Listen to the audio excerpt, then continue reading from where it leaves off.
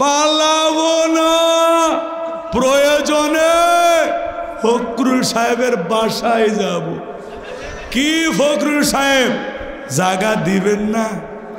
হযরত আলী বলতেছে খালি দাগটা পার হয়ে দেখে, আয় নবীজির কাল্লা নিতে যাবে, আয় খালি দাগটা পার হয়ে দেখ, আয় খেলা হবে, আয় খেলা হবে। যারা বলতে ওরা আছে, জোরে বলেন আছে?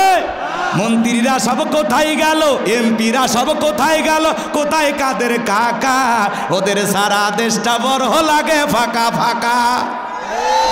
পালাবো না, না বলবো না, থাক কষ্ট হচ্ছে আপনাদের, বলবো বলবো পালাবো না, প্রয়োজনে ফখরুল সাহেবের বাসায় যাব। কি ফখরুল সাহেব জায়গা দিবেন না? আছে? পালাবো না যায় না তাদের দেখা, ওদের সারা দেশটা বড় লাগে ফাঁকা ফাঁকা। আইন মন্ত্রী আটকে গেল আইনেরই ফাঁকে, দাড়ি সারা দরবেশটারে ভণ্ড ভণ্ড লাগে। শুনেছি ভাই কত নেতা নেত্রী হয়েছে ভাই গ্রেপ্তার, শুনেছি ভাই কত নেতা নেত্রী খাইতেছে ভাই ডান্ডা, বিচারপতি কালামানিকের ফাটিয়েছে নাকি আন্ডা।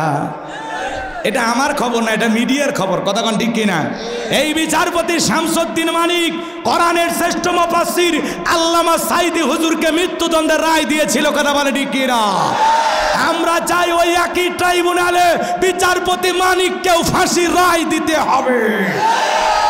শুধু তাই নয়, এই বিচারপতি মানিক গত 2 বছর আগে 116 জন আলেমের তালিকা করে দুদকের কাছে জমা দিয়েছিল।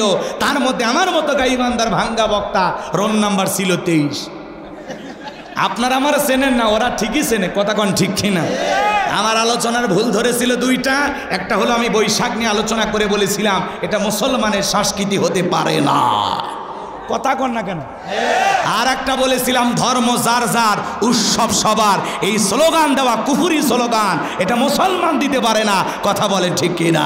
ধর্ম যার উৎসব তার। ওই প্রসঙ্গে আজকের আলোচনা করার সুযোগ নাই।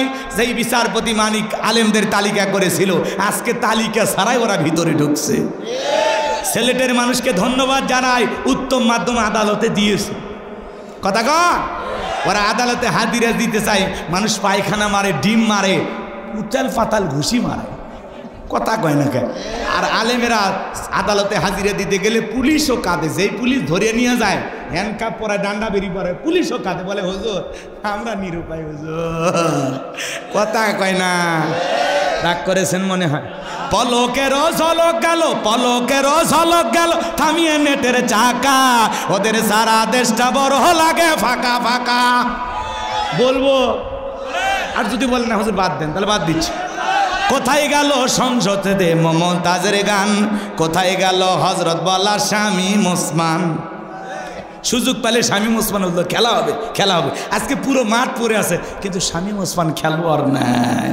এরা 70 রাকাত তাহাজ্জুদ পড়তো, কিন্তু 4 তারিখের পরে 5 তারিখে ভাগ্যে কি আছে আল্লাহর ওলিরা জানে না, কথা কন ঠিক কিনা? কোথায় গেল আরাফাত আর ব্যারিস্টার সুমন, কথা বলার সময় এরা করেনি ওজন। ব্যারিস্টার সুমন এখন কোন জায়গায়? জেলখানায়, কথা কন না? বলতেছে আমি পুলিশের সাথে থানা যাচ্ছি, এরপরে পুলিশ 5 দিনের রিমান্ড আদালতে হাজিরি করিয়া এখন ব্যারিস্টার সুমন কাঁদে, আবার জনতার সামনে দাঁড়ায়, মিডিয়ার সামনে এসে একটু হালকা করে হাসে, আদালতে দাঁড়ায় কাঁদে আর বাহিরে বের হয়ে হাসে।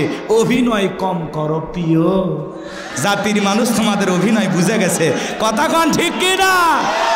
এই জন্য আমরা চাই যারা এই দেশের টাকা বিদেশে পাচার করেছে, যারা ক্ষমতার দাম্ভিকতায় এই দেশের সাধারণ মানুষের রক্ত নিয়ে খেলা করেছে, প্রত্যেকটা রক্তের ফোঁটার এবং টাকার পাই টু পাই হিসাব বুঝে নেওয়া হবে। খালি সময় আসতে দেন, অপেক্ষা করেন।